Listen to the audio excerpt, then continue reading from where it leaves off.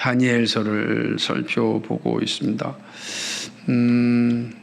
어떤 큰 사건을 한번 경험하게 되면 그 사건이 오랫동안 우리의 그 머릿속에 남아 있습니다.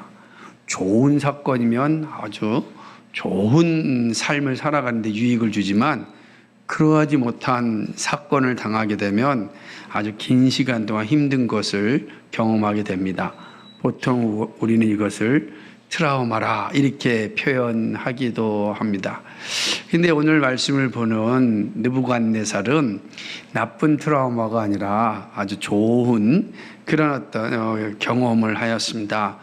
그것은 이 느부갓네살이 살아계신 하나님을 만나는 그런 경험이었습니다.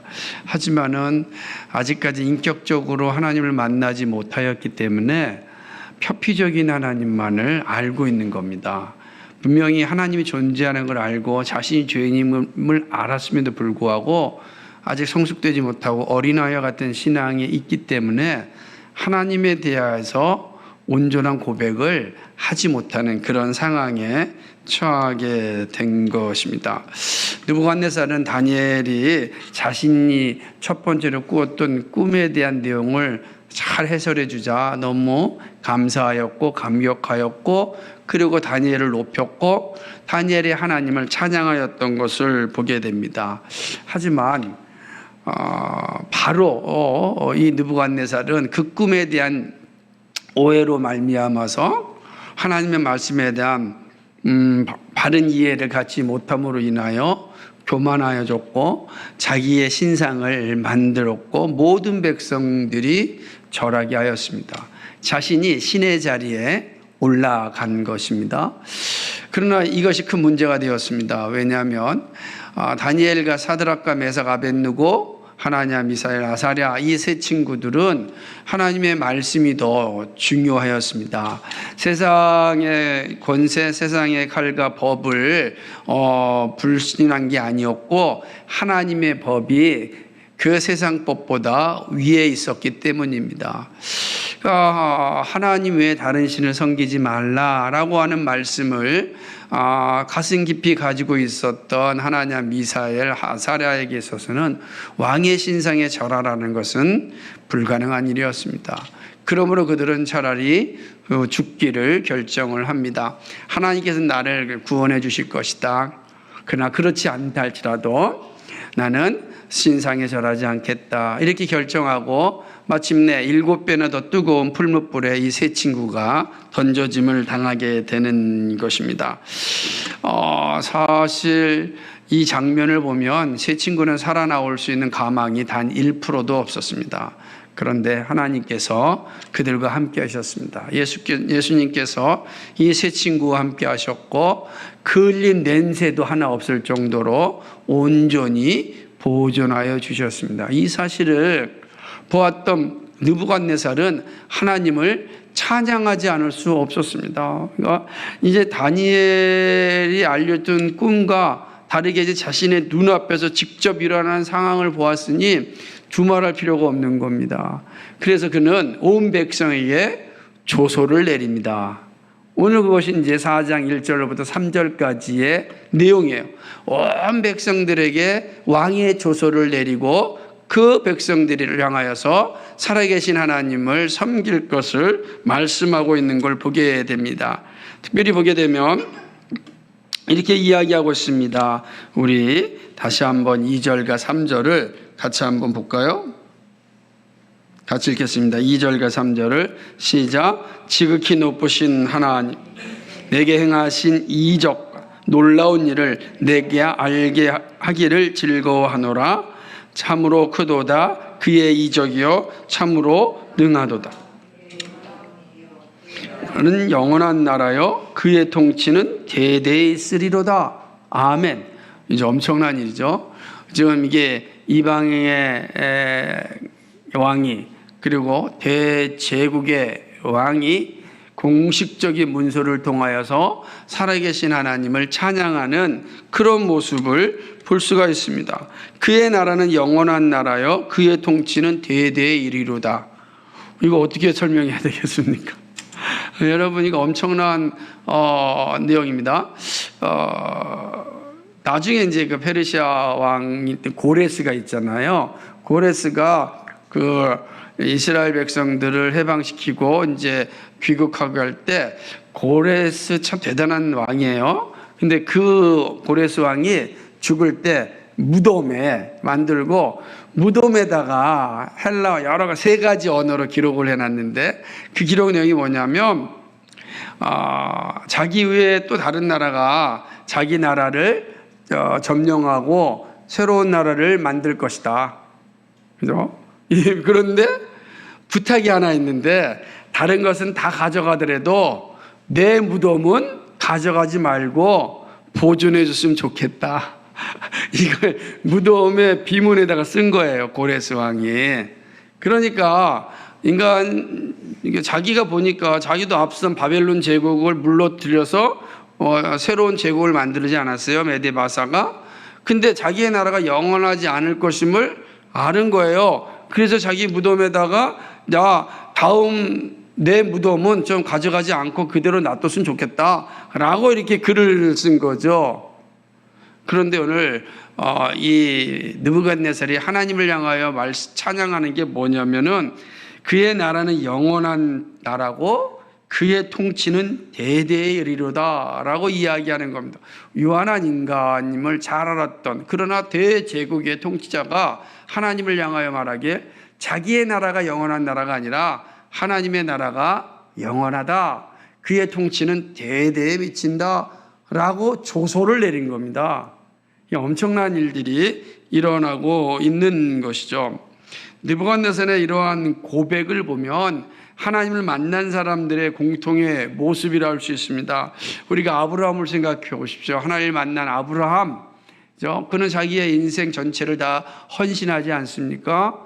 어디로 가야 될지 모르는데 하나님께서 지시할 땅으로 과감하게 갈대 우르를 떠나서 가지 않았습니까? 하나님을 만난 사람의 모습인 것입니다.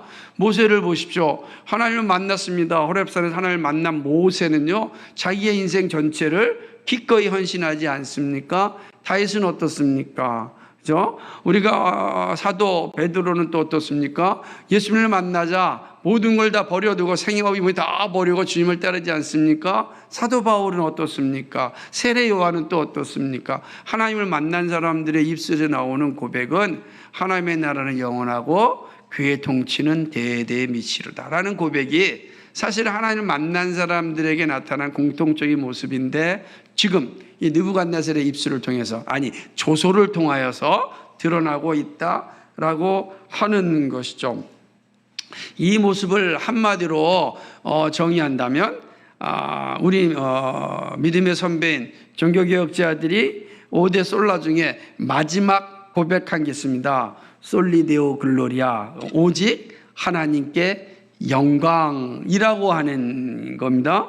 그러니까 이 조소의 내용이나 믿음의 선배들이 하나님을 만날 때 그들의 입술, 그들의 삶, 그들의 고백, 그들의 글을 통해서 나타낸 것이 뭡니까? 오직 하나님께 영광인 것입니다. 그러니까 하나님 만난 사람들에겐 이런 공통점이 있다. 그래서 오늘도 마찬가지죠. 우리가 하나님 만나면 모든 것이 하나님의 은혜라고 고백하지 않을 수 없지 않습니까? 다 그렇게 고백하지 않습니까? 그러니까 하나님 만난 사람들의 한결같은 모습을 우리 느부갓네살의 모습을 통하여서 볼 수가 있습니다. 이런 조소를 내린 이후에 느부갓네살이 두 번째 꿈을 꿉니다. 이 꿈의 내용이 또 아주 대단한 꿈입니다. 오늘 이제 1절로부터 18절까지는 그 꿈에 대한 내용을 이제 말씀해 주고 있고, 19절부터 마지막 절까지는 그 꿈에 대한 해석을 이제 이야기합니다. 그러니까 오늘은 그 꿈에 대한 내용을 통해서 우리에게 말씀하시는 하나님의 교훈을 살펴볼 거고, 다음 주에는 그 해석을 통하여서 드러난 하나님의 교훈을 생각해 볼 것입니다. 이 느부갓네살이 꾼 꿈이 뭐냐? 아주 대단한 꿈을 꾸었어요. 그러니까 첫 번째 꿈과 사실은 비교될 만한 그런 아주 엄청난 꿈을 이제 꾼 것입니다. 그래서 이 꿈을 이제는 첫 번째 꿈과는 다르게 다른 방법으로 이 꿈의 내용을 다 이야기합니다. 이 꿈의 내용을 다 이야기해서 이제 자신의 꿈을 해석해 달라고 요청을 하는 것입니다. 예, 10절로부터 이제 17절까지 느부갓네살 자신의 꿈의 내용이고요. 그 앞에 4절로부터 6절까지는 이 느부갓네살이 그 꿈에 대한 내용을 가지고 이제 바벨론의 지혜자들에게 이 꿈의 내용을 알려달라고 했는데 그들이 알려주지 못합니다. 7절을 한번 읽어볼까요? 7절에 시작. 그때에 박수와 술객과 갈대아 술사와 점쟁이가 들어왔으므로 내가 그 꿈을 그들에게 말하였으나 그들이 그 해석을 내게 알려주지 못한 거예요. 그러니까 어떻게 됩니까? 이 느부갓네살이 다시금 이 다니엘을 찾게 되는 것입니다. 그래서 8절, 9절까지 이제 다니엘을 찾는 겁니다. 그리고 다니엘을 향하여서 내 안에는 거룩한 신들의 영이 있으니 이 꿈의 내용을 다 알 수 있을 것이다. 그러니 나에게 알려달라라고 이제 이야기를 하는 것입니다. 그런 후에 10절부터 자신이 본 환상, 꿈속에서 보는 환상들을 차근차근 이제 설명해 주고 있는 것을 보게 됩니다. 그 내용은 이렇습니다. 땅의 중앙에 있는 한 나무에 대한 꿈입니다. 나무가 자라서 견고해졌고 얼마나 높이 자랐냐면은 하늘에 닿을 정도입니다. 여러분, 하늘에 닿을 정도 그러면 뭐가 생각납니까? 네, 성경에 하늘에 닿을 정도 높은 거 바벨탑이잖아요. 그러니까 어마어마한 거, 하늘에 닿을 정도. 바벨탑을 생각해 보십시오. 하늘에 닿을 정도 큰 나무가 자랐어요. 그러니까 땅의 어느 곳에든지 다 보이는 겁니다. 땅의 어느 곳에든지. 서울로에 나가면 저 잠실 그 탑이죠. 잠실 빌딩이 어디서든 다 보이더라고요. 상상을 초월할 정도로 이제 그 나무가 높이 자란 거였습니다. 그 잎사귀는 너무나도 아름다웠고 열매는 또 주렁주렁 열려 있어서 모든 사람들이 먹고도 부족함이 없는 거예요. 그렇게 많습니다. 동물들이 거기에서 먹습니다. 모든 새들이 그 나무에 깃듭니다. 그러니 그 나무 하나에 온 우주가 있는 거예요. 그죠? 그 나무 하나에 그 우주가 다 있는 것처럼 꿈을 이제 꾸었던 것입니다. 그런데 갑자기 하늘에서 내려온 한 순찰자, 거룩한 자가 나와서 나무를 싹둑 베어버립니다. 마치 바벨탑이 한순간에 무너지듯이 나무를 싹둑 베어버리고 마는 것입니다. 그리고 가지와 잎사귀와 그 열매를 다 헤쳐버립니다. 못 먹게 다 헤쳐버립니다. 그러니 어떻게 됐습니까? 동물들이 그 나무에 거하지 못하는 거죠. 또 새들이 앉아있는 걸 새들을 다 쫓아버립니다. 다 쫓아버리고 말았습니다. 그리고 거기에 그루터기만 남았습니다. 근데 그루터기만 남았는데 하늘에 닿을 나무가 사라지고 그루터기만 남았어요. 근데 그 그루터기도 어떻게 남아있느냐? 녹과 새와 노줄로 동이고 들풀 가운데 내버려둡니다. 아무 쓸모없는 그루터기처럼 내버려뒀는데 그 그루터기에서 또 뭡니까? 열매가 나오지 못하도록 또 어디로 이동하지 못하도록 녹과 쇠줄로 꽝꽝 묶어 놓은 그런 모습인 것입니다. 그러니 가려지지도 않았으니 어떻게 되겠어요? 하늘 이슬에 적게 하고 땅의 풀 가운데서 짐승과 함께 제 몫을 하게 되는 거죠. 하늘 내내 밤새 내리는 이슬을 맞는 겁니다. 그러니까 그 나무가, 그 화려했던 나무가 정말 초라해진 나무로 변하고 만 것입니다.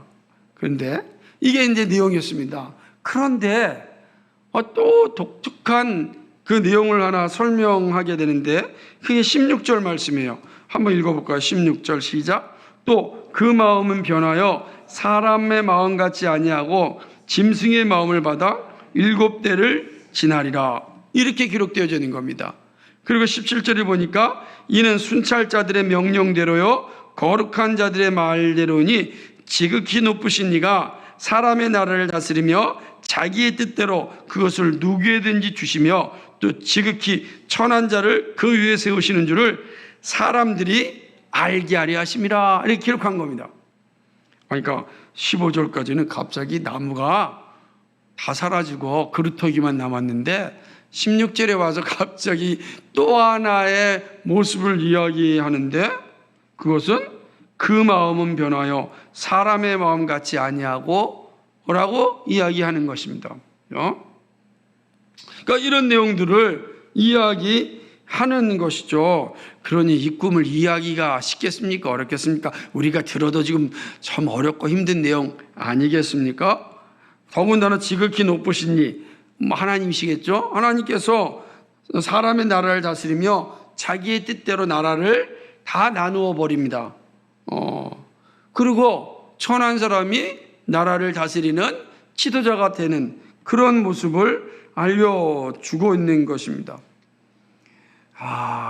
아마 이거 우리도 이런 꿈 꾸면은 진짜 잠을 못 이룰 거예요. 그죠? 도대체 뭐야? 아마 잘 모르는 사람은 우리식으로 얘기한다면 야, 그거 개꿈이야 라고 말할 겁니다.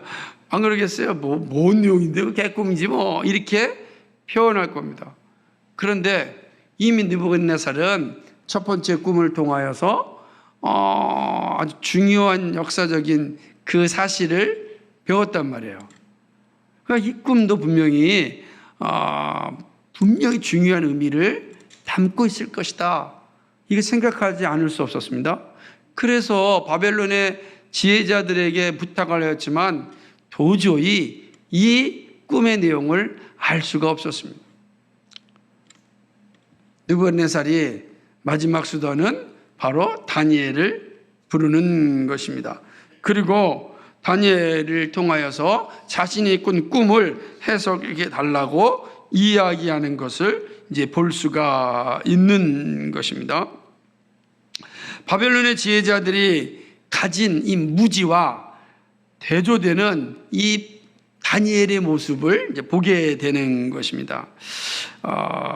왜 여러분 이 장면 잘 생각해 보세요. 우리 첫 번째 느부갓네살이 꿈을 꾸었을 때 느부갓네살이 꿈 내용을 알려줬습니까? 안 알려줬습니까? 안 알려줬잖아요. 그래서 이 바벨론의 지혜자들이 뭐라고 얘기했어요? 우리에게 꿈 내용을 알려주면 우리가 다 해석해 주겠습니다, 그랬잖아요. 그래서 느부갓네살이 뭐라 그랬습니까? 이것들이 꼼수를 빈다, 시간만 연장하려고 그런다고 책망하지 않았습니까? 그래서 내 꿈을 너희들이 알고 해석해달라 그랬어요. 우리가 볼 때는 황당한 내용이잖아요. 근데 두 번째 꿈은 느부갓네살이 친절하게 알려줍니다. 니들이 원하는 대로 내 꿈 내용을 다 알려줄게. 다 알려줬습니다. 그런데 여전히 그 꿈을 알지 못합니다. 이 내용을 잘 이해하셔야 됩니다. 그러니까 다니엘이 합니다. 이번에는 다니엘한테도 바벨론 지혜자들한테 이야기하였듯이 다니엘에게도 꿈 내용을 다 이야기하는 겁니다. 다 이야기합니다. 그리고 느부갓네살의 마음 한쪽에는 다니엘은 이 꿈의 내용을 분명히 알 것이다, 나에게 정확하게 해석해 줄 것이다 라고 하는 그 확신이 그 안에 있었습니다. 그 사실을 어떻게 볼 수 있냐면 9절 한번 볼까요? 9절, 10절 다 마찬가지인데 9절 한번 읽겠습니다. 시작. 박수장 벨드사사라, 내 안에는 거룩한 신들의 영이 있은즉 어떤 은밀한 것이라도 내게는 어려울 곳이 없는 줄 내가 아노니 내 꿈에 본 환상 해석을 내게 말하라. 아멘. 그러니까 느부갓네살은 지금 뭘 가지고 있는 거예요?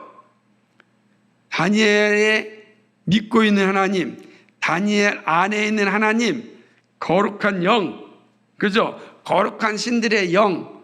그러니까 아직 이 하나님에 대해 인격적으로 분명히 고백하지 못하고 온전한 회심의 자리에 회심하였지만 온전한 성숙의 자리에 이르지 못한 이런 이 느부갓네살은 거룩한 신들의 영이라고 이야기하는 거예요. 그러니까 하나님이 대대에 통치하리라 했지만 그 하나님이 어떠한 하나님인지 온전히 알지 못하니까 거룩한 신들의 영이다, 이 표현하는 거예요. 그리고 그 영을 소유한 다니엘이 내 꿈을 분명히 해석해 줄 것이다 라고 확신을 가진 거죠. 되게 중요한 거예요, 여러분. 되게 중요한 이 지점을 지금 우리가 보고 있어야 됩니다. 왜냐하면 느부갓네살은 반복적으로 다니엘 안에 있는 거룩한 신들의 영을 반복적으로 이야기하고 있는 것을 보기 때문에 그렇습니다. 그렇죠? 그 맨 마지막에 있는 18절에도 맨 마지막 말들이 뭡니까? 이는 거룩한 신들의 영이 네 안에 있음이라 표현하지 않습니까? 그러니까 거룩한 신들의 영이 다니엘에게 있으므로 다니엘은 내 꿈을 분명히 해석해 줄 것이다 라고 이야기하는 것이죠. 참 이 장면을 보면 자연스럽게 이 느부갓네살이 계속해서 포로인 식민지 백성인 다니엘에게 의존하는 것을 보게 됩니다.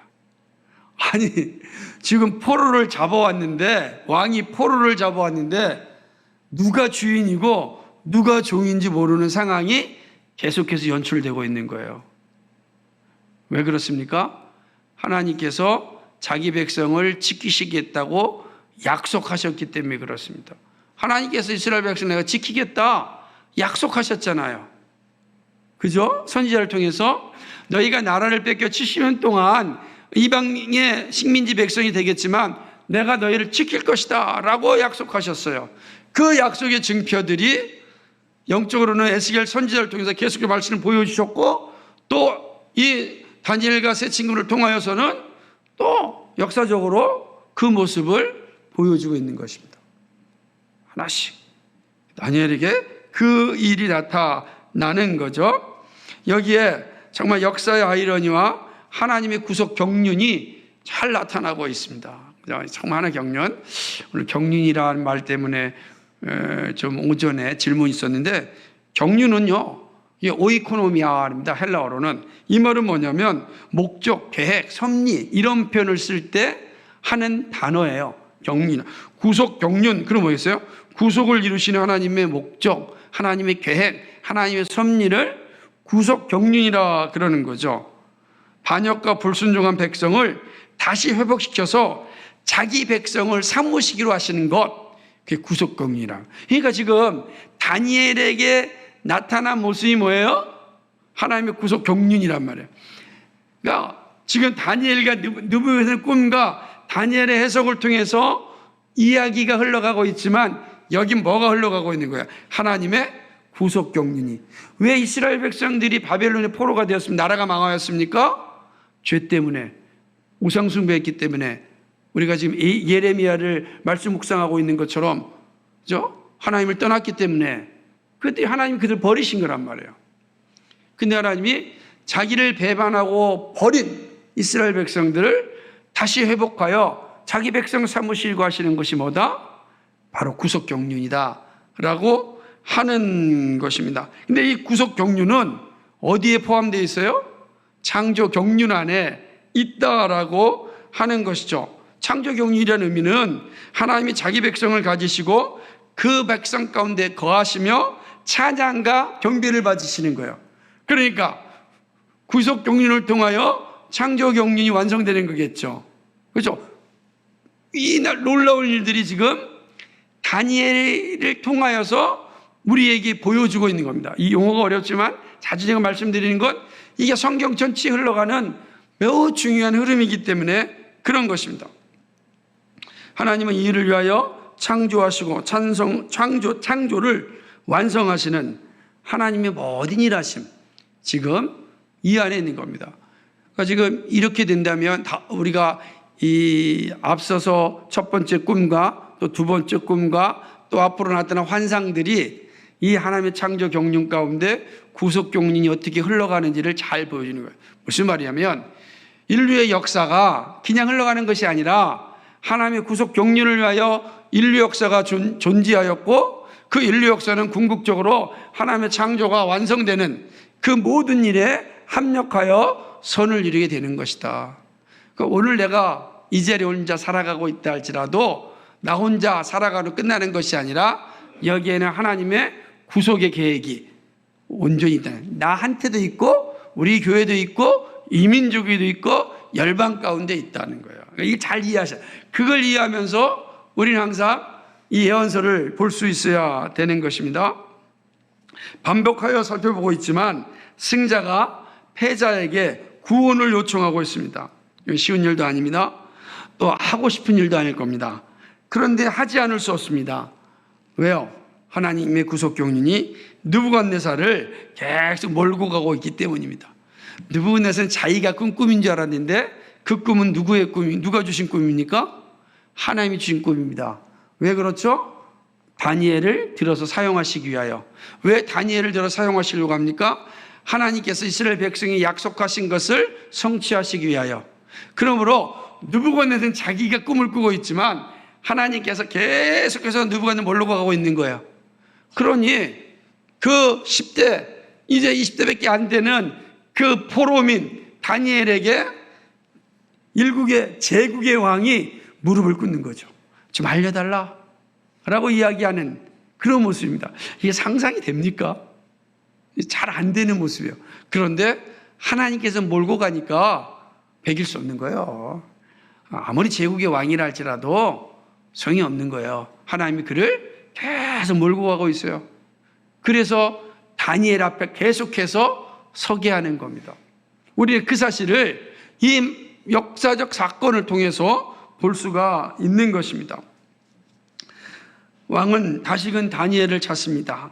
이 일은 다니엘의 하나님이 참 하나님을 진실하게 고백하기 위한 하나님의 섭리입니다. 이제는 점점점 성숙되어 다니엘의 하나님이 어떤 하나님인지를 이방의 왕이 분명하게 고백함으로 이스라엘 백성들이 이방의 포로로 와 있지만 여전히 하나님이 운행하고 계시고 인도하고 계시고 털끝 하나도 건드리지 못하게 하시는 하나님의 일하심을 보여주는 것입니다.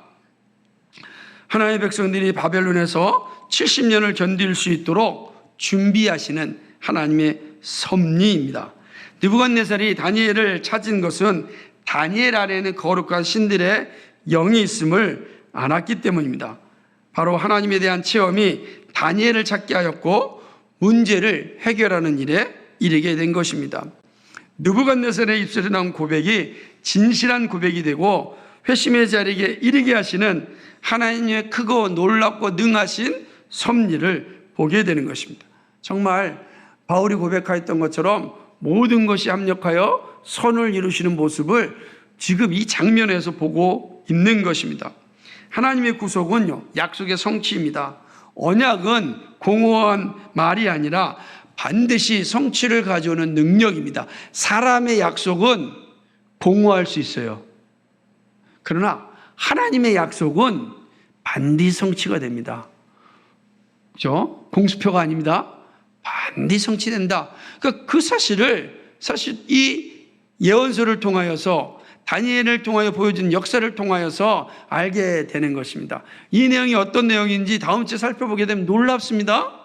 사실은 이제 이 내용 자체가 느부갓네살 자신을 위한 거고 자신이 큰 해를 당할 것이고 실제로 느부갓네살의 역사를 보게 되면 이 장면이 다 기록되어 있어요. 느부갓네살이 정신병이 걸려가지고 아주 긴 시간 동안 괴로운 시간을 보내는 것이 바벨론의 역사에 기록되어 있단 말이에요. 그러니까 지금 이 내용 자체가 그냥 개꿈이 아니라는 거예요. 하나님의 분명한 섭리가 드러난 꿈이고 하나님이 이스라엘 백성들 자신의 나라를 이끌어가는 내용이다라고 하는 것을 이제 볼 수가 있는 것입니다. 느부갓네살과 다니엘을 움직이시는 하나님은 자신의 구속을 준비하십니다. 우리는 느부갓네살의 이 고백에서 이 사실을 알게 되는데 느부갓네살이 이제 이 다니엘로부터 꿈에 대한 해석을 다 듣고 난 다음에 그가 이렇게 고백해요. 37절 볼까요? 4장 37절 한번 읽어보겠습니다. 4장 37절 마지막에 느부갓네살의 고백이 나옵니다. 같이 읽습니다. 시작. 그러므로 지금 나 느부갓네살은 하늘의 왕을 찬양하며 칭송하며 경배하노니 그의 일이 다 진실하고 그의 행하심이 의로우심으로 교만하게 행하는 자를 그가 능히 낮추심이라. 아멘. 그러니까 이 느부갓네살이 이제 점점점 이 놀라운 고백의 자리로 가는 것을 보게 되는 것입니다. 외적으로는 제국의 왕이지만 영적인 어린애였던 느부갓네살은 다니엘을 통하여 하나님을 만나고 인생이 조금씩 변하는 것을 볼 수 있습니다. 이것은 이스라엘이 포로로 잡혀왔지만 결코 멸망하지 않을 것임을 처음부터 보여주는 거예요. 여러분 생각해 보세요. 이스라엘의 나라가 망해서 1차 포로로 이 세 친구가 잡혀오지 않았습니까? 근데 선지자 예레미야를 통해서 뭘 약속해 줬어요? 너희 걱정하지 마라. 70년 동안 거기서 먹고 잘 살아라. 때가 되면 하나님이 너희를 다 데려올 것이다. 집도 사고 땅도 사고 거기서 결혼도 하고 잘 살아라. 그랬잖아요. 그렇지만 포로로 잡혀온 1세대 입장에서는 그게 쉽겠어요? 1차 포로로 온 사람들 두렵죠. 무서운 겁니다. 정말 우리가 견딜 수 있을까? 그런데 다니엘을 통해서 보여주잖아요. 1차 포로로 왔던 다니엘을 통하여서 내가 너희를 지킬 것이다. 너희에게 약속한 대로 70년 때가 차면 다시금 고국으로 갈 것이니 걱정하지 말아라. 이 장면을 보여주는 게 느부갓네살에게 꿈을 주시고 그 꿈을 해설하여 주시는 그 과정을 통하여서 보여주시는 거예요. 다시 말하면 하나님의 구속 경륜이 완성될 것이다. 그러므로 그 하나님의 약속을 바라보고 오늘의 현실을 감당하라. 이렇게 이야기하는 겁니다. 얼마나 중요한 내용인지 모릅니다. 그 사실을 보여주는 거죠. 본문은 꿈의 내용만 살펴보았고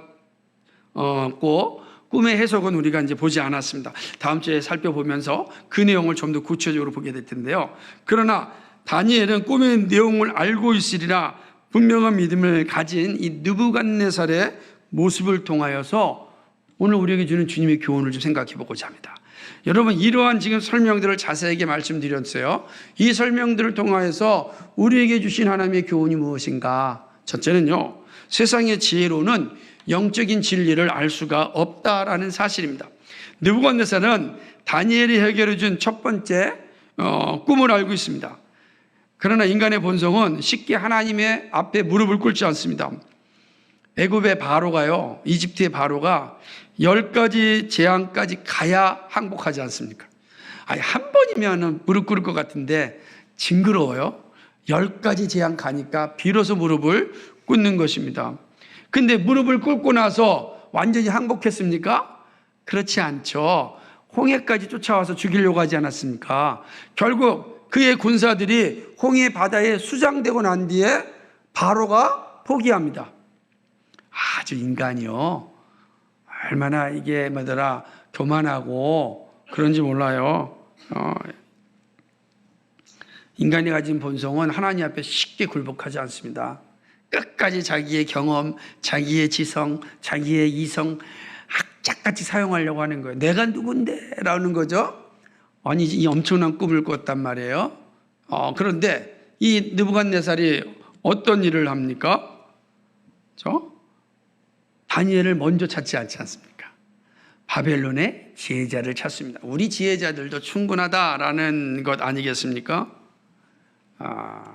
이 느부갓네살의 모습에서 생각해 보셔야 됩니다. 결국 바벨론의 지혜자들은 실패하였습니다. 하나님이 주시는 영적인 가르침은요, 세상의 지혜로는 결코 할 수 없습니다. 세상의 지혜 역시 하나님이 주신 선물이지만 영적 진리를 알 수가 없는 겁니다. 우리가 이 땅에 살아갈 수 있는 일반적인 진리를 가르쳐주고 지혜를 가르쳐주지만 구원에 이르는 영적 진리를, 하나님 나라의 구속 경륜을 이루어가는 진리를 알 수가 없어요. 불가능하단 말이에요. 근데 마치 세상의 지혜로 하나님의 진리를 알 수 있으라는 착각을 너무나 많이 해요. 사람들이. 느부갓네살의 모습처럼 그런 거죠. 그 모습을 우리가 보여주는 것 아닙니까? 영적 진리는 오직 하나님이 알려주셔야만 깨달을 수 있습니다. 성령의 적용이 없이는 누구도 영적 진리를 알 수 없습니다. 우리가 종종 착각하는 것이 있습니다. 사람의 지혜로 하나님의 진리를 얼마든지 알 수 있다는 생각입니다. 아닙니다. 불가능합니다. 하나님의 지혜는, 하나님의 계시는 오직 하나님 우리에게 알려주실 때만 우리가 알게 되는 것입니다. 성령께서 적용하여 주시지 아니하면 누구도 진리를 알 수 없습니다. 그래서 말씀을 들을 때, 말씀을 읽을 때 늘 기도해야 되는 게 뭡니까? 성령께서 우리에게 지혜를 주셔서 빛을 주셔서 깨닫게 하여 주옵소서. 그러면요, 그렇게 기도하는 주일학교 아이들이 기도할 때 하나님께서 주일학교 아이들에게도 놀라운 영적인 진리를 깨닫게 하십니다. 그러나 아무리 나이가 많고 세상에 대단한 학식을 가지고 있다 할지라도 성령께 의존하여 기도하지 않는 자는 죽었다 깨어나도 진리를 알 수가 없는 겁니다. 진리를 알려고 그러면 자기의 이성이, 자신의 경험이 딱 끼어들어서 하나님의 진리를 막아버립니다. 그렇죠? 그러므로 항상 성령을 의존하여 살아야 됩니다. 성령의 지혜가 진리를 알고 진리를 알 때 자유하는 삶을 살아갑니다. 사랑하는 여러분, 이 분명한 신앙에 바르게 서 있기를 바랍니다. 늘 여러분은 성령을 의존하여 영적인 진리를 깨닫는 자리에 서야 되는 겁니다. 이게 우리가 주는 분명한 가르침입니다. 두 번째는요, 예수님을 만날 때 삶의 고민이 해결됩니다. 삶의 고민은 사람마다 다릅니다. 같은 듯 다른 것이 삶의 고민입니다. 그래서 모든 문제가 같다고 쉽게 말할 수 없습니다. 삶의 문제 앞에 자신 있는 사람 없습니다. 그죠? 우리가 생각해보세요. 데이트하고 결혼하고 아이 낳고 양육하고 가정을 지켜가고 건강을 만들고 직장 생활하고 삶의 비전 등 얼마나 다양한 고민이 존재합니까? 정말 이러면 인생 자체가 다 고민의 연속이라고 할 수 있지 않습니까? 여러분 오늘 하루도 고민하지 않고 이 시간 보내셨습니까? 아마 그러지 않을 겁니다. 온갖 생각들이 다 있을 겁니다. 그것이 좀 경중의 차이가 있을 뿐이죠. 우리 시대만큼 상담학 책이 이렇게 많은 시대가 없을 겁니다. 어마어마합니다. 상담학이. 막 각종 상담학이 다 있어요. 이제 주식 상담학까지 책도 나와요. 그러니 사람들이 얼마나 근심 걱정이 많으면 상담학이 이렇게 아주 성장하고 있고 책들이 너무너무 많습니다. 그런데 사실 이 모든 문제의 근원은요, 상담한다고 해결되는 것이 아니라 영적입니다. 자신이 죄인된가 그리스도의 은혜를 아는 것이 삶의 고민을 해결하는 첫걸음입니다. 이거 없이 우리의 삶의 문제를 해결할 길이 없습니다. 그런데 사람들은 예수를 모릅니다. 탈교회 시대인 지금은 더욱더 예수님을 만날 수 없습니다. 그러니까 자신의 삶의 고민을 온전히 해결하지 못하는 거죠. 삶의 문제를, 고민을 해결하지 못하면 어떤 결과가 일어나겠습니까? 그죠? 우리나라가 지금 세계에서 자살률 1위입니다. 엊그저께요, 신문을 봤는데, 여러분, 스위스에서는 우린 안락사라고 하잖아요. 스위스에서 돈만 주면 안락사를 시켜요. 근데 지금 한국 사람들이 꽤 많이 등록하였고 이미 꽤 여러 명이 그렇게 안락사했다는 겁니다. 참 슬프지 않습니까?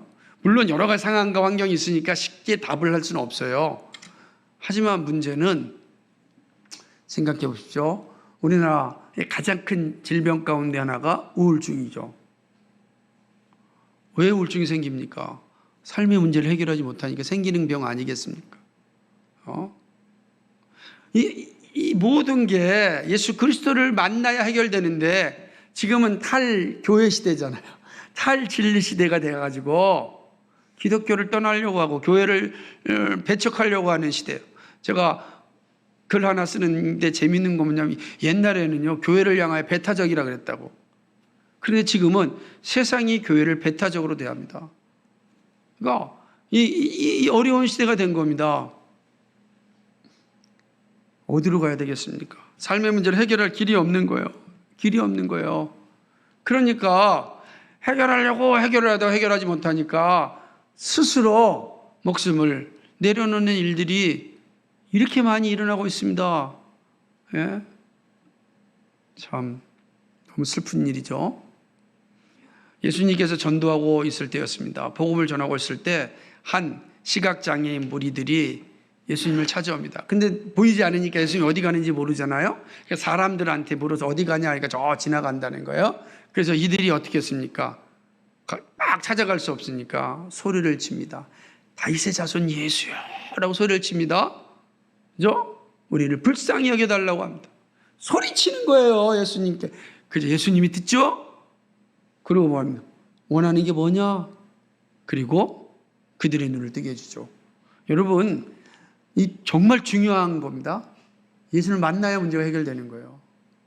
그죠? 만나야 돼. 부르짖어야 되는 거예요. 만나지 않고서는 인생의 문제를 해결할 수가 없다라고 하는 것입니다. 예수님을 만나는 것은 직접적인 치유를 받기도 하지만 삶의 지혜를 얻습니다. 삶의 인도함을 받습니다. 인생에 고민 없는 사람이 없습니다. 세상을 의지한다고 해결되는 것이 아닙니다. 예수 그리스도를 만나야 됩니다. 그 자리에서 해방을 누리게 됩니다. 느부갓네살이 하나님께 나오지 않았다면 어떤 해결도 얻지 못하였을 것입니다. 그러나 하나님 만났기 때문에 문제가 해결되었습니다. 그러므로 사랑하는 여러분, 언제든지 여러분의 모든 문제를 혼자 끙끙 갖고 있지 마시고 늘 예수님께 가져와서 내려놓는 일을 해야 되는 겁니다. 작든 크든 무조건 하나님께 가져와야 되는 거예요. 예수님 앞에 내려놓고 예수님께 구해야 되는 것입니다. 지혜를 주십시오. 치유함을 주십시오. 인도함을 주십시오. 이기게 해주십시오. 거기에 예수님을 불렀던 시각장애인들이 자신의 문제를 해결했듯이 오늘 우리의 문제도 해결되는 것입니다. 오늘 이 사실이 본문을 통해 주는 중요한 두 번째 교훈입니다. 세 번째는요, 예수님을 바로 아는 지식이 위기의 순간에 능력을 나타낸다는 사실을 우리의 이 본문의 말씀이 교훈하고 있지 않습니까? 예수님을 만나는 것이 삶의 문제를 해결하는 것임을 살펴보았습니다. 근데 예수님을 만나는 것은 오직 예수님의 하나님의 은혜예요. 하나님의 은혜 없이는 우리는 예수를 만날 수가 없어요. 예수님이 만나 주셔야 만날 수 있습니다. 그리고 만난 사람은 은혜의 자리에 있게 됩니다. 자, 근데 문제는 여기 생깁니다. 바로 예수님을 만난 사람들, 우리 다 만났잖아요. 만나셨죠? 예수님을 나의 주님이라고 고백하시죠? 이 분명 고백 여러분 가운데 있지 않습니까? 문제는 뭐냐면 이렇게 예수님을 나의 주님으로 고백하는 사람들의 삶입니다. 즉 구원받은 사람들에게도 삶의 문제는 찾아오고 위기가 다가옵니다. 예수 믿었다고 문제가 없는 게 아니에요. 온갖 문제는 똑같이 있습니다.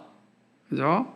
근데 이때 이 문제를 해결하기 위하여 우리는 예수님께 즉각적으로 가까이 가야 합니다. 그것이 문제 해결의 최고이기 때문에 그렇습니다. 그런데 즉각적으로 예수님께 가까이 가는 사람이 의외로 적습니다. 여전히 세상의 지혜에 우선 의지합니다. 물론 세상의 지혜가 필요 없다는 말이 아닙니다. 정말 강조합니다. 앞서서 말씀드렸듯이 지혜를 주신 분인 하나님이시기 때문입니다. 그러나 영적인 것은 영적인 것으로 분별하고 치유하여야 합니다.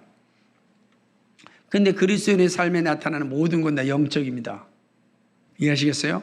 그러니까 우리의 삶에 나타나는 모든 것들은 다 영적이란 말이에요. 영적이지 않은 게 없어요. 그러므로 무엇보다도 예수님을 만날 수 있어야 됩니다. 그런데 예수님을 만나려면 예수님께 가까이 가야 합니다. 예수님께 가까이 가려면 예수님과 친밀해야 됩니다. 예수님과 친밀하려면 예수님을 잘 알고 있어야 합니다. 예수님을 아는 지식이 위기 가운데 돌아다니지 않고 예수님께 가까이 가는 겁니다. 예수님을 아는 지식은 예수님과 친밀하다는 뜻이에요. 항상 기도하는 사람이 위기의 순간에 기도합니다. 범사에 감사한 사람이 어려운 상황 가운데도 감사할 수 있습니다. 그런데 이 모든 것이 예수님을 깊이 알고 교제하던 사람들에게 나타납니다. 평상시에 기도하지 않고 예수님과 교제하지 않았는데 위기 상황 가운데 기도할까요? 그러지 않아요. 온갖 방법을 먼저 생각해 봅니다. 느부갓네살처럼. 베드로 사도가 그리스도를 아는 지식에서 자라가라고 권면한 이유가 여기에 있습니다. 평상시에 예수님을 아는 지식에 충만해야 합니다. 그것이 위기의 순간에 그리스도의 안에 거하게 합니다. 그래서 그 일을 잘하려면 예배와 말씀 묵상과 기도와 성경 공부와 신앙서적 읽기와 같은 일을 변함없이 잘 감당해야 돼요. 사단은요, 쉬지 않고 우리를 노리고 있습니다. 우리가 쉬면 사단에 뇌에 잡혀 먹는 거예요. 왜? 사단은 쉬지 않으니까. 그래서 쉬지 말고 기도하라 그러는 거예요. 사단은 쉬지 않는다니까요. 이해하시겠습니까? 범사에 감사라는 거예요. 사단은 쉬지 않고 우리를 삼키고 준비하고 있기 때문에 그렇습니다. 그 일을 해야 되는 겁니다. 그러므로 우리도 온 힘을 다하여 훈련해야 합니다. 예배, 말씀, 기도, 이 일에 여러분 이 신앙서적 읽기를 그렇게 강조하는 이유 가운데 하나도 쉬지 말고 우리가 하나님과 깊은 교제를 가지기 위해서 하는 겁니다. 성경을 읽지 않을 때는 신앙서적 읽으십시오. 그죠? 그렇게 하는 겁니다. 쉴 때 찬양하십시오. 여러분, 이 모습들이 늘 우리의 삶 속에 나타나야 된다라고 하는 것입니다. 느부갓네살이 다니엘을 찾은 것은 다니엘의 하나님이 거룩한 신들의 영이심을 깨달았기 때문에. 처음에 오지 않았잖아요. 그냥 딱 생각을 한 겁니다. 아, 다니엘의 거룩한 신들의 다니엘 안에 있지? 처음 와야죠. 나중에 오지 않습니까? 우리도 그럴 수 있는 거예요. 근데 우리는 처음부터 가야 합니다. 그러려면 그리스도를 아는 지식이 충만해야 되는 것이죠. 나의 주님이신 예수님을 바르게 알고 있고 날마다 주님과의 교제가 있으면 삶의 어떠한 순간에도 엉뚱한 곳에 있지 않고 즉각적으로 주님께 나갑니다. 주님을 아는 지식이 날마다 풍성하기를 소망합니다. 정말 간절히 소망합니다. 네 번째, 이 중요한데 이거는 간단히 마치겠습니다. 세상은 거룩한 이신 예수님을 의지하며 살아가는 이들에게 찾아옵니다. 여러분, 제가 말씀드렸잖아요. 우리 시대는 탈기독교 시대라고, 탈진리 시대라고, 탈교회 시대라고. 생각해보세요. 이거를 한번 이 느부갓네살 시대로 가보세요. 여기는 지금 바벨론이잖아요. 여기 뭐가 있어요? 아무도 없죠. 바벨론은 모든 신들이 즐비하잖아요. 그런데 그 왕이 어디로 옵니까? 다니엘이 옵니다. 하나님께로 나옵니다. 상상이 되십니까? 오늘 우리는 포스트 모던 시대라 그러고 탈교회 시대라 모든 막 교회를 떠나고 있습니다. 우리가 살펴보았듯이 작년 안에 합동치에서는 그죠? 400개 교회가 없어졌다고 합니다. 그럼 엄청난 거예요. 지금 신학교가 전부 다 미달입니다. 신학생이 다 미달이 되고 있어요. 교회 폐쇄가 계속 청원이 올라오고 있습니다. 탈교회 시대 사람들이 거기다가 아이까지 낳지 않으니 점점점 인구는 줄어듭니다. 이런 시대에 교회가 살아남을 수 있는 길이 어디 있을까? 어디 있겠다고 여러분 생각하십니까? 저는 이 다니엘의 모습에서 배워야 된다고 생각합니다. 그 뭐죠? 우리가 정말 살아계신 하나님에 대한 분명한 믿음을 가지고 확신을 가지고 흔들리지 않고 그 길에 분명히 서 있을 거예요. 그리고 인내로 믿음의 길을 걸어가면 그리고 우리가 믿는 대로 살아가는 것을 보여주면 세상은요 참된 답이 없기 때문에 방황한단 말이에요. 힘들어한단 말이에요. 지금 아우성 치는 소리가 들리잖아요. 그런데도 교회는 오지 않잖아요. 그때 우리가 정말로 답을 가지고 바르게 서 있으면 세상은 우리한테 옵니다. 시간이 걸릴 뿐이지 반드시 찾아옵니다. 내 문제를 해결해 달라고. 여러분, 그때 여러분 무엇을 말씀하시겠습니까? 그러려면 잘 준비되어 있어야 돼요. 그리스도라는 지식 충만해야 됩니다. 그리고 여러분 열심히 책을 읽으라고 하는 것도 그들이 괴로운 인심적으로 와 있을 때에 그들에게 살아계신 하나님을 전할 수 있고 그렇게 사는 나의 삶을 나눌 수 있게 해야 됩니다. 다시금 교회가 회복되는 일이 일어날 것입니다. 사람들이 예수님께로 옵니다. 예수 믿으면 반드시 삶을 역전시키십니다. 그것이 하나님의 일하심입니다. 예수님이 십자가에 죽었습니다. 사람들은 실패하였다고 외쳤습니다. 그러나 다시 살아나셨고 지금까지 온 인류의 구원자로 고백되어지고 있습니다. 결코 예수 안에는 실패가 없습니다. 그렇죠? 우리에게는 역점만 있을 뿐입니다. 우리가 예수님을 의지하고 살면 세상은 우리에게로 오고 우리에게 살려달라고 말할 것입니다. 그때까지 우리는 믿음으로 인내하며 진리 안에서 견고하게 세움을 입어야 합니다. 그런 삶이 되기를 주님의 이름으로 간 축복합니다. 믿음의 선배들이 우리에게 이렇게 이야기했습니다. 사나 죽으나 우리의 참된 위로는 예수 그리스도라 그랬습니다. 그리스도에게 올 때 만족과 위로를 받습니다. 모든 인생의 본민은 그리스도 안에서 해답을 찾습니다. 오늘도 주님의 위로에 감사드립니다. 거룩한 영, 즉 성령을 소유한 우리가 가장 행복한 존재입니다. 세상이 두려워하는 존재임을 기억하십시오. 우리가 가장 행복한 존재예요. 이 자신감이 있어야 됩니다. 보이는 것은 잠깐이지 않습니까? 보이지 않는 게 영원합니다. 이 영광을 소유한 자답게 믿음의 길을 걸어가기를 주님의 이름으로 축복합니다. 거룩하시고 자비하신 하나님 아버지 참 고맙고 감사합니다. 오늘 다니엘에게 나와서 자신의 문제를 해결받은 느부갓네살의 모습을 통하여서 우리에게 주시는 교훈들을 살펴보았습니다. 하나님 아버지, 사나 죽으나 우리의 참된 이유는 예수 그리스도임을 다시 한번 확인하는 시간이었습니다. 우리의 모든 삶의 문제는 다 예수 그리스도 안에서 해결됨을 다시 한번 고백하는 시간입니다. 우리의 남은 생애가 정말 예수 그리스도 안에서 복되게 살아갈 수 있도록 인도하여 주옵소서. 예수 그리스도의 받들어 기도하옵나이다. 아멘.